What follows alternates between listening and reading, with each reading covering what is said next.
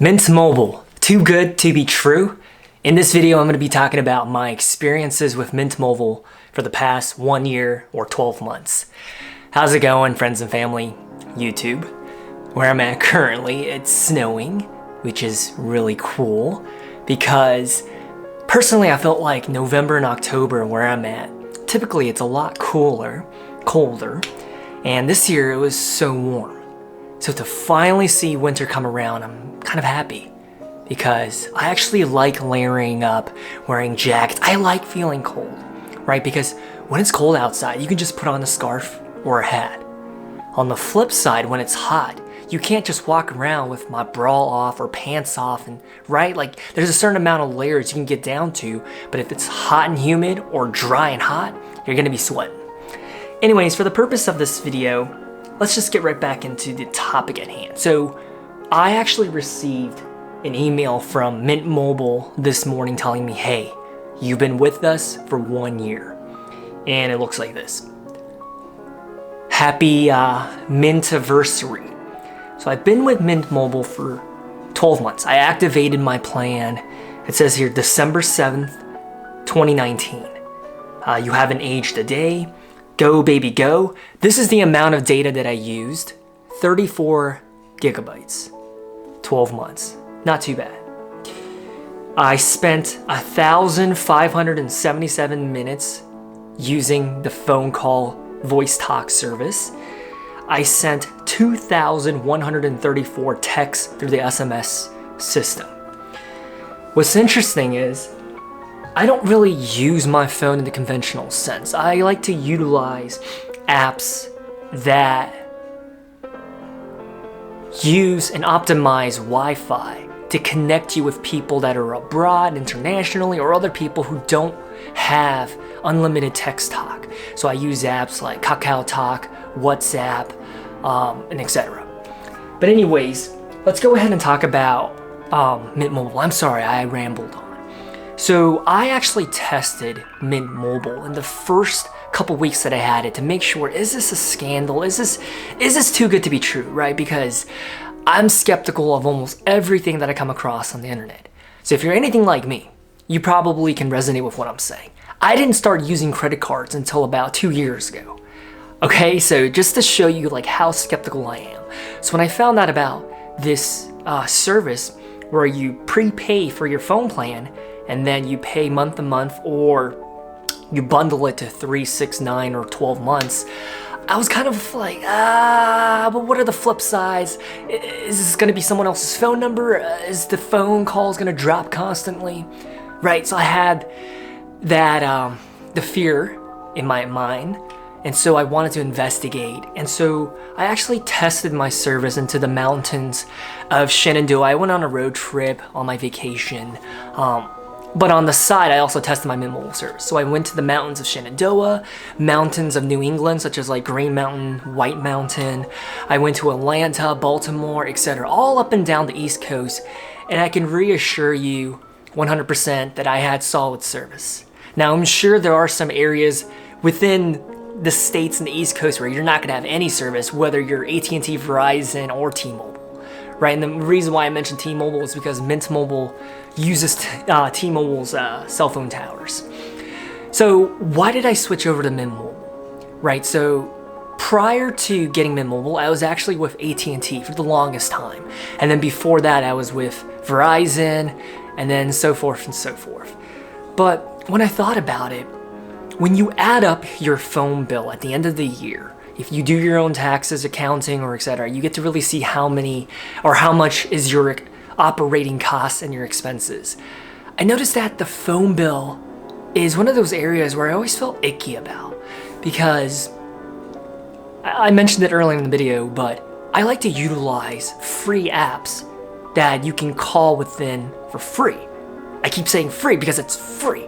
So the idea of me paying $80, $90, $70 a month for unlimited talking text and data, it always bugged me because I use my phone a lot when I'm connected to Wi-Fi. There's not many instances where I use my phone without Wi-Fi. So if you're somebody who is always on the road or whatnot, that might be important for you. By the way, I'm really distracted because there's cardinals flying all up and down the street that I'm at, and it's snowing and it's beautiful.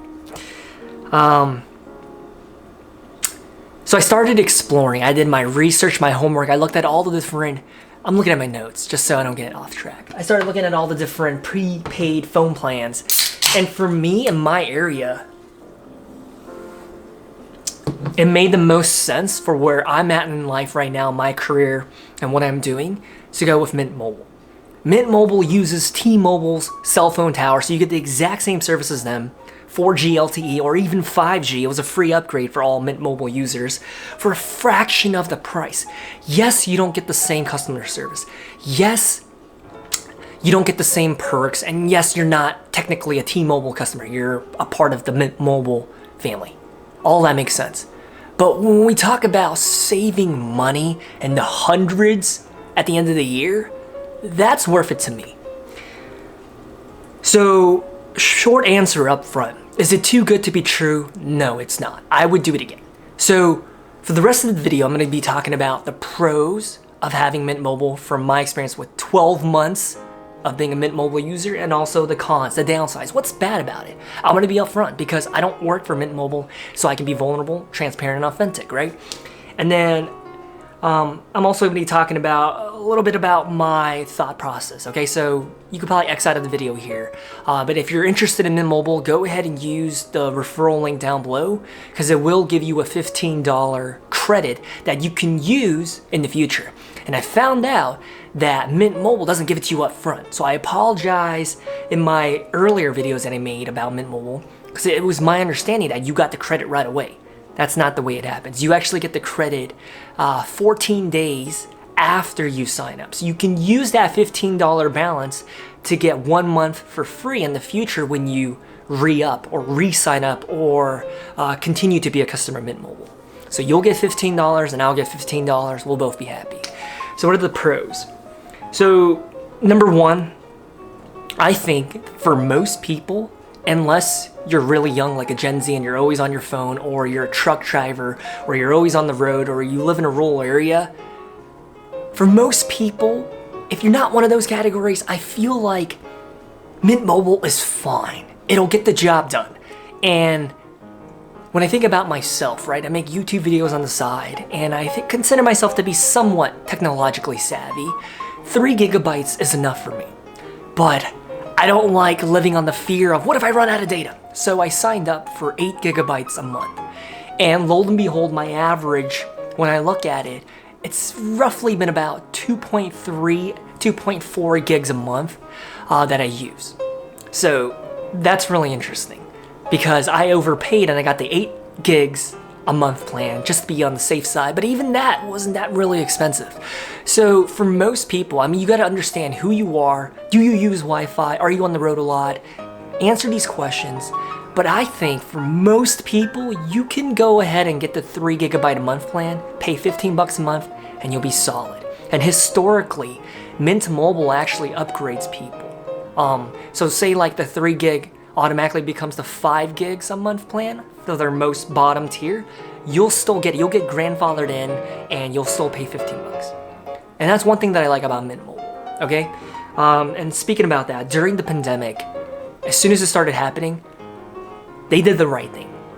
They started allowing everyone to get unlimited data right off the bat. Then it doesn't matter what your plan was, you got unlimited data.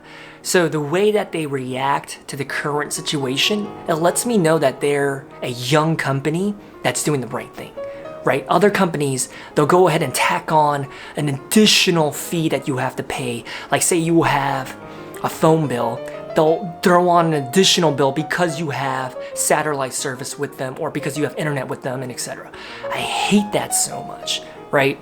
But with Mint Mobile, they went ahead and was like, hey, right now this is a pandemic and we understand not everyone has internet service, so I'm gonna go ahead and give y'all unlimited data like Oprah Winfrey style. Loved it. And also when we talk about 5G, I didn't have to pay anything additional. I got automatically upgraded to 5G status, which is kind of weird because when you think about all these different plans and cell phone carriers, when you look at the fine print, unlimited data is basically like 23 gigs, and after that you're throttled. So when we talk about 5G and all this lightning speed, what's the point if you're gonna use all of it within 10 minutes of streaming? I don't wanna vent, but what I'm trying to get at is if you're trying to look up something on Apple Maps or trying to look up something on Yelp, you'll get it lightning fast because it's 5G. So I guess the point is still there. Number 2, if you are a trucker or you live in a rural area and you stream a lot, you listen to podcasts, and you don't have access to Wi-Fi, then go ahead and get the unlimited data plan. It's $30. Right now, stop this video, open up a new tab in your internet browser, and look up an unlimited data plan for Sprint. Sorry, Sprint is no longer. T-Mobile, AT&T, Verizon, Visible, any other service plan, and look how much it is. And tell me if it's cheaper than Mint Mobile's $30. Right, it's not. Mint Mobile is pretty good. I love it. But here is the caveat, I wrote it here. When it comes to Mint Mobile though, I wouldn't recommend it to be an at-home internet replacement service plan. So if you're thinking about getting a Mint Mobile plan, getting the SIM card, putting it into a Wi-Fi router or a mobile hotspot device to use as your at-home internet, I probably wouldn't recommend that. Reason being is that this plan is basically designed for phones use. I'm not sure that the hotspot plan is going to be so reliable, and I think they do throttle you or give you a minimum amount that you can use. So if you're looking at going into that route, I know that in the past AT&T used to have like a SIM card plan for tablets and iPads that where people can actually convert that into an at-home internet replacement, but I don't know. And I know why people are trying to do that, because I was actually on the other end of this. So I live in an apartment, and I've been living in an apartment for a while now. I move frequently as well. When you go to a new area and you sign up for internet service, you sign up for like a 12-month contract, right, at 50% off. But after that first year is up, man, they increase the heck out of your bill. And that's when I first had the realization, like, how can I cut the cost of having internet at home? And that's when I discovered, like, hey, you can actually get a SIM card, use it as a mobile hotspot, and replace it, and save hundreds, if not thousands of dollars within a 5-year period. So there is out there. So do your own research, due diligence.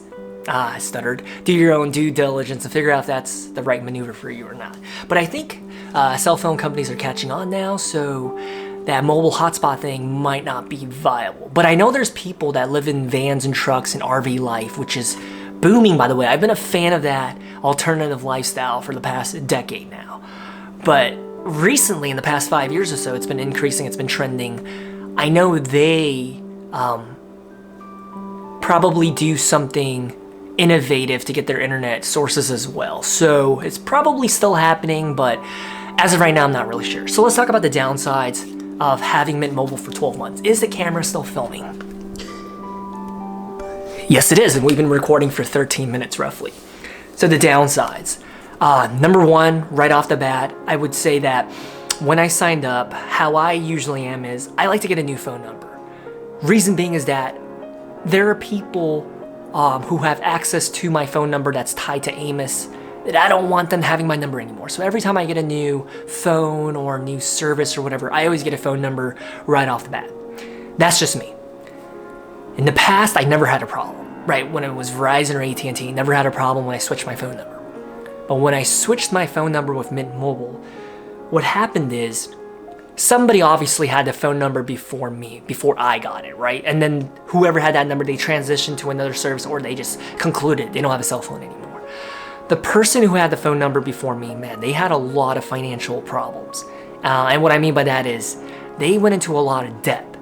And the reason why I know this is I get calls from debt collectors, scammers, texts from banks all the freaking time, even today, at least 5 times a week, saying you gotta pay up, etc., and it's weird. Okay, so I don't like that. So I would say that's a huge downside. Because when you get a new phone number or a new plan, you want it to be a fresh start. But I understand that the population of the US is at like roughly, 340 million. There's only so many phone number combinations out there and area codes. So at this point, all the phone numbers are probably being recycled unless we create some new area codes. I don't like that. So what I've been doing is I just block those numbers right off the bat. So if I get a phone number that I don't know who it is, I'm probably not gonna pick it up. But on the flip side, my partner, after seeing how good Mint Mobile is, they actually switched over as well, but they kept their existing number. And I think they were with AT&T prior to switching over to Mint Mobile. And it's so simple. You just port your number in when you get the new SIM card from Mint Mobile, and it literally takes 30 seconds to just restart your phone and you're good to go. You don't have to go into the settings or do anything crazy.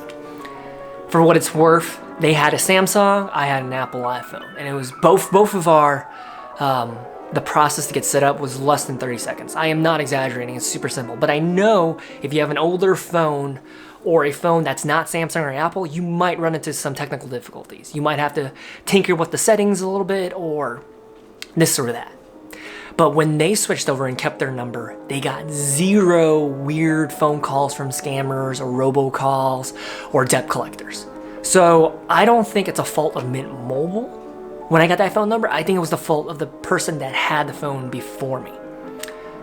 And I truly hope that they're doing okay because they were in a lot of financial difficulty.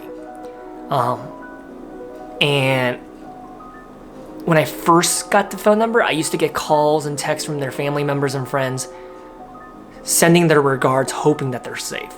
So wherever you are, I truly do hope that you're doing okay. So yeah, that's a downside.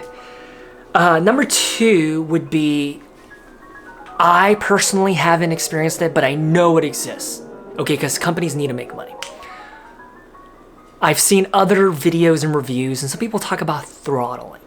So I don't live in Los Angeles, New York City, or even Chicago, some of the bigger metropolitan areas. So if you live there, yeah, you might experience throttling. But from my experience, going to Baltimore, Atlanta, Washington, D.C., Virginia Beach, etc., I've never experienced throttling. But for some people, that might be a downside. So look into whether your area has good T-Mobile towers, reception, and what the population density is. Because if it's crowded or if you're at a mall, yeah, you might experience some throttling. Me, past 365 days with Mint Mobile, I've never had throttling. So there's that. But you might experience it. It really depends on where you live. So I already answered it up front, but would I get it again? Is it too good to be true? No, it's not too good to be true, and yes, I would do it again. Reason being is that I really like saving hundreds of dollars a year because you can take that money, invest it into an asset, to the stock market, or what have you. You could even go out and have a nice dinner or 5 with the money that you save. So I think about the cost savings. I love it. Number 2, I've never had a drop call, right? That's something that scared the heck out of me because when you sign up for one of these things, I'm human, right? We worry, like, are we gonna get a second-class service or are we gonna get the first-class service that we deserve because we pay with it with our hard-earned money? I never had a drop call, right? So that's really good. Number 3 is, of course I would get it again because I know it's only limited data per month, but if I'm data hungry, like if I want to stream something or I don't really play video games on my phone, but if I were to play video games on my phone, I would just use Wi-Fi, right? That's what it's for. So yeah, it's not a problem for me. And I guess you have to understand my mindset. Why am I all about Mint Mobile and not like AT&T, Verizon, or T-Mobile? Reason being is that I'm all about saving costs and being frugal. I think it's really important that we enjoy this one God-given earth and enjoy the experiences with people, moments, relationships. But I think you can also save some money along the way. And I feel like with cell phone bills, that's a category where you should definitely, it should be on the top of our list to save money, right? Just to prove a point. The t-shirt that I'm wearing right now, I actually bought in high school. So we're talking about over 16 years old. This shirt is older than probably some of you, right? I wear shoes for 10 to 15 years. So when I talk about saving money, this is not something that I just started doing in the last year. This is something I've been doing my entire life. And so when I figured out that I was probably wasting money with my cell phone bill, I knew that I had to make a change. And another funny thing is I buy all of my cars used. I would never recommend people to buy something as big as a car or house brand new because you're gonna pay so much upfront or through interest over the years. Especially with a car, as soon as you drive it off the parking lot, man, it loses like 20, 40, 50% of its value depending on the brand, model, make, and year. But with houses, if you think about it, most people do buy their houses used, so you can probably resonate with me. Buying a brand new house, a little icky. Depending on where you live, yes, your asset might increase in value year over year, but for some areas like Texas, it's just stagnant. Right, like if you're from El Paso or like Houston, your home value is probably roughly the same for the past 20, 30 years. So it depends on where you live, but I buy everything used. Unless it's something small where I can just buy it new and it doesn't really affect, you know what I'm trying to get at, right? Buy a house used, buy a car used, cell phone plan, why should I have to spend an additional $40, $50 per month? I don't know. But yeah, if you're interested in signing up, I mean, you don't have to use my code. You can use someone else's code as well, but I would appreciate it if you do. If you want to use my referral link, you'll get $15. I'll get $15. I talked about it earlier. If you sign up using the link down below, you'll get it into your Mint Mobile account within 14 days. That's to be up front. Another thing to keep in mind is definitely do check if T-Mobile services your area, because if not, I would not get Mint. Okay? I know everything that I just talked about, it sounds good, but if T-Mobile has terrible service in your area, you will not be happy because Mint Mobile utilizes T-Mobile's towers. Okay, so if T-Mobile's not in your area, you're not gonna have a fun time. Last time I checked, I think the state of Oklahoma, y'all might have a problem with T-Mobile because there weren't many areas that are serviced. So other than that, I think you'll be okay, but do your own due diligence and do a Bing search, right? Open up a new tab in Bing and literally search this, T-Mobile coverage map. Put your zip code in and find out if T-Mobile services your area. And if it does, you'll probably have a good time with Mint Mobile. And until something better comes out, I'm gonna stick with Mint. It's been a year since I switched over and I'm probably gonna re-sign up for an additional 12 months. That's how much I liked it. But that's me. Someone else might have a different experience. But for the East Coast of the United States, I had a pretty good time with Mint. Sometimes I even forget that I have Mint. Okay, so that's how you know when something is going right. When you just forget that it's a specific brand and you just enjoy it, right? I don't know, I guess it's worth mentioning this. I wrote this down. So when we think about like ordinary phone plans, it's a contract and you pay at the end of the bill cycle, they'll tack on additional fees. With Mint Mobile, there's none of that. They ask you up front if you want to tack on additional data. They don't just charge you, right? They ask for your permission. So that's really important. And with Mint Mobile, you pay up front for how long you want to use it. So if you want to, so say like you're visiting the US, you're from Europe or Asia, Africa, whatever, Australia, or you're an international student, this really makes sense because you can get cell phone service hassle-free and you can pay upfront for how long you need it. So if you're just gonna study abroad for 6 months, then pay for a 6-month plan, right? If you're gonna visit the US for 3 months, then get a 3-month plan. Hassle-free, signed up, no weird fees. Like everything that you pay upfront is all you're gonna be paying. So if you liked what you heard, just know that this is really transparent. I already told you the downsides, so you know I'm not just beating around the bush. This was my experience, and hope you enjoy this video. I'll talk to you next time.